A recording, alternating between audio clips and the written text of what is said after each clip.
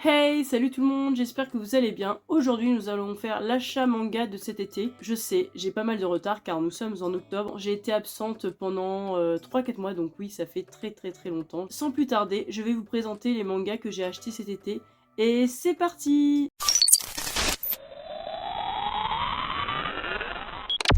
Alors, pour ce qui est des mises à jour, oui, j'étais éventuellement à jour cet été, mais bon, après, je vous avoue, j'ai un peu laissé tomber. J'ai encore pas mal de titres à rattraper. Mais en attendant, je vais vous montrer ce que j'ai acheté. Donc, j'ai pris le tome 9 de Witch Watch. Un gros coup de cœur toujours pour Witch Watch. Il est dans mon top 10 et je suis trop contente parce qu'ils ont annoncé un animé et c'est tout ce que j'espérais. Je sais pas comment expliquer, mais je trouve que la trame de l'histoire, la façon dont c'est raconté, plus le dessin, ça me rappelle tellement le genre de manga que je lisais quand j'étais plus jeune. Vraiment good vibe, c'est trop mignon, c'est très marrant. Le dessin, vraiment, il est trop beau en plus.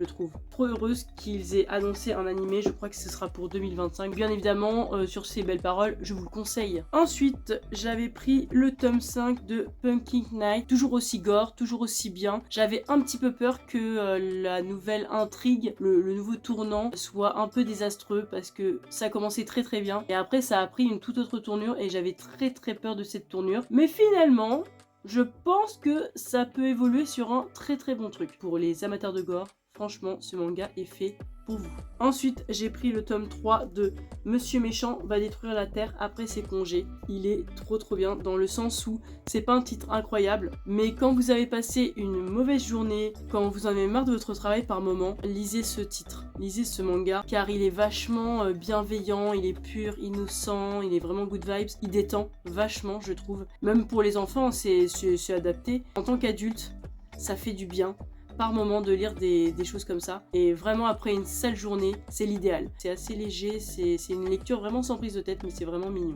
Après, bien sûr, je n'allais pas passer à côté de ce chef-d'œuvre, vous le savez bien. J'ai pris le tome 42 de Berserk, avec bien sûr toujours le dessin aussi incroyable.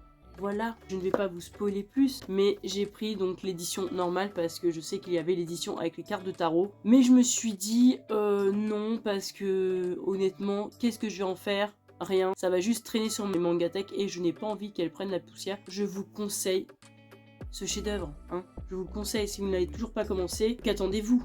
Allez. Après, j'ai pris le tome 3 de I Can't Believe I Slept With You. Le tome 3, donc le dernier tome de cette série. J'ai pas été trop déçue, mais quand même un petit peu. J'aimais beaucoup la trame de l'histoire, mais je trouve que la fin, ça se termine un peu trop rapidement, et c'est une relation qui aurait pu avoir plus de détails. Surtout que c'était une relation vraiment adulte et non adolescente. Je pense qu'on aurait vraiment pu avoir plus, ça aurait pu être plus mature et plus profond. Là, je trouve que ça reste encore dans le mignon. Après, j'ai pris, et là vous allez me féliciter, si. Vous allez me féliciter parce que quand je les ai lus, quand je les ai achetés, je vous jure que j'étais à jour. J'ai acheté le tome 104, 105, 106 et 107 de One Piece. Et donc à ce moment-là, j'étais à jour. Donc oui, j'ai quand même le tome 108 dans ma palle. Je ne l'ai pas encore lu, mais je suis quand même à jour en vérité. J'ai mis moins d'un an pour avoir tous les tomes et pour avoir lu tous les tomes. Je mérite des applaudissements. Merci.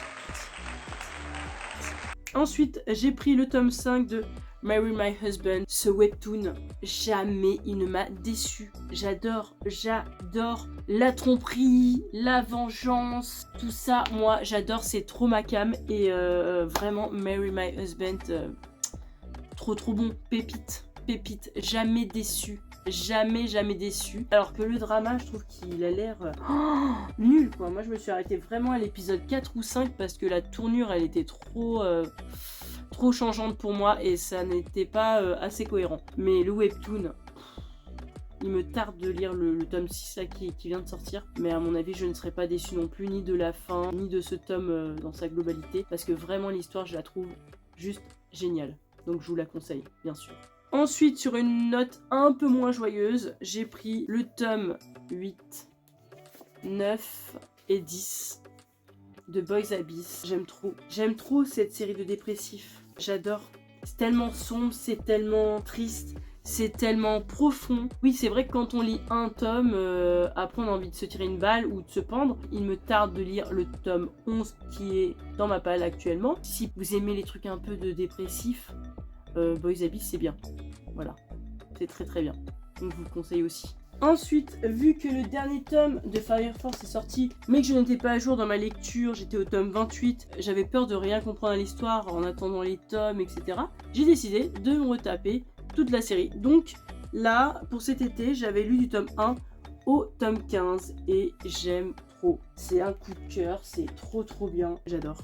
Je vous conseille. Hâte de lire la suite, de me les enchaîner et de finir cette série, de lire le dernier tome en collector. La couverture en tout cas est incroyable, donc j'ai hâte. Après, ça faisait un moment que j'hésitais, mais je me suis enfin lancée, je vous avoue. Parce que le tome 1, je l'avais trouvé d'occasion, ainsi que le tome 2, et puis j'avais regardé un petit peu l'animé sur Netflix. Ça m'avait bien plu. Donc j'ai pris le tome 1, 2 et 3 de My Happy Marriage.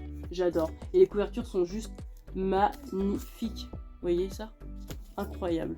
Le dessin aussi est plutôt bon. Voilà. J'adore. L'anime est pas mal, j'ai pas tout vu. Je crois que j'ai vu jusqu'à l'épisode 5. C'était vraiment pas mal. Et j'aime beaucoup l'histoire. Donc vraiment, les gens qui aiment les histoires d'amour un peu sombres, n'hésitez pas. Parce que oui, bien sûr, moi je lis pas du shoujo un peu cucu. Hein. Donc oui, il y a quelque chose d'assez sombre et c'est vachement intéressant à voir par la suite. Après, j'ai pris le tome 1 de Gourmet Détective. J'avoue que j'ai été un petit peu déçue du tome. Quand je l'ai pris, je me disais, oh, ça va parler d'enquête, mais en même temps de nourriture, donc parfait pour moi, bien sûr. Mais j'avoue que j'ai été un peu déçue de la tournure. Disons que l'enquête, certainement, va se dérouler sur plusieurs tomes, et ça, j'avoue que ça me dérange un petit peu de retrouver exactement les mêmes suspects ou les mêmes personnages dans plusieurs tomes. Mais après, j'ai lu que le tome 1, donc si ça se trouve dans le tome 2, 3, 4, 5, ça va se développer autrement et ça va être de mieux en mieux. Donc on verra par la suite. Après, nous restons dans le même genre, donc enquête. J'ai pris Run Kamonohashi Deranged Detective et j'aime beaucoup. Alors par contre, je trouve que ça fait très shonen, même le dessin assez drôle, assez mignon. Ça m'intrigue, donc je vais certainement continuer cette série. En tout cas, c'est pas mal et je sais qu'il y a un animé dessus, donc on verra. Si ça m'intrigue plus, on verra bien. Mais en tout cas, pas mal pour un début. Ensuite, nous allons terminer sur une note assez positive, assez rare. D'ailleurs, c'est un cadeau d'une ou d'un abonné que j'ai rencontré du coup sur Vinted lors d'un achat. C'est quelqu'un qui vendait un intégral qui me plaisait bien. Et en fait, en cadeau, la personne m'a proposé de me donner Sister de Seno Knife, un auteur que j'aime beaucoup. Et Sister faisait partie de ma liste d'envie. Et il est assez rare. Alors il coûte pas forcément cher, ça dépend des sites, mais il est assez rare parce qu'il est plus du tout commercialisé. La personne m'en a fait cadeau. C'est vraiment trop sympa de sa part et la personne n'était vraiment pas obligée. Mais ça m'a trop touchée et bien sûr je l'ai lu et j'ai adoré ce tome de psychopathe, ce tome d'horreur, vraiment j'adore. De toute façon, Seno Knife est connu pour ça. Ces tomes, ces histoires, elles sont trop bien parce que c'est vraiment à l'ancienne et moi j'adore quand c'est psychologique et gore mais vraiment à l'ancienne. Donc je vous montre un petit peu son dessin, sa petite plume. C'est pas mal du tout, moi j'adore. N'hésitez pas si vous aimez le gore, si vous aimez les mangas d'horreur, très bon. Sister, un one shot. Encore merci à toi, merci. En tout cas, si tu passes par là, n'hésite pas à me laisser un message. En tout cas, merci. Sur ce, nous arrivons à la fin de la vidéo. J'espère qu'elle vous aura plu. En tout cas, n'hésitez pas à lâcher un petit pouce bleu si vous avez aimé et à vous abonner pour de prochaines vidéos. Salut!